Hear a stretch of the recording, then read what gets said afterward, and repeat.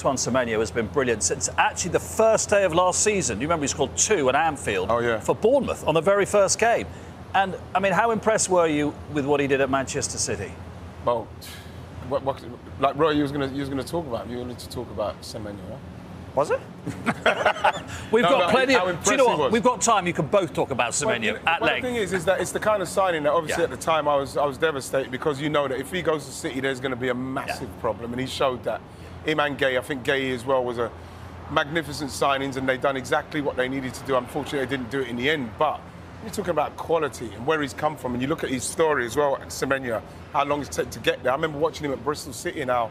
He didn't look nothing like that. You could see that he had the skill, but then he's just, obviously he's got better and better, and the quality has gone up, and then going to City and just fitting into that and everything that goes with being in a Pep side so smoothly, it just shows the quality of him and how good he is. Yeah, you always look at the attacking players, do they affect games? Yeah. That's the big challenge for these players, particularly when they get the move, because you're thinking, when you're at certain clubs, you go, yeah, that's a good level for you. There's always that question, is that the level you're at? And then when they get the move, and maybe the time of the season is always a bit of a challenge, but the top players always step up to the next level. Yeah. And the fact is, we saw at City, he surrounded himself with better players. He took that responsibility and looked like he enjoyed it. And he'll need to do that in the World Cup now with the teammates around him. He needs to step up, and there'd be no surprise if he does.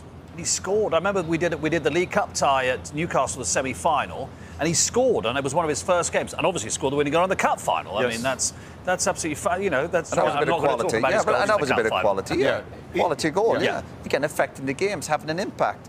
That's what all the top attacking players do. I think you look at just on Antoine. Is you look at him in this kind of tournament against this calibre of player. He is somebody that can turn into a real star off of the back of this World Cup, without a doubt, with the season he's had. You know, you can't ignore Brandon Thomas-Asante at Coventry as well. He scored like 13 goals, 27, coming into the prime of what he's doing now. He's coming into the Premier League. This is an amazing window for someone like him. He can play across the front. So again, they'll be coming in with a lot of confidence, especially the way that they're starting, the way they're starting as well. You know, you have to look at them and think they could be a massive. You think so, right? Yes.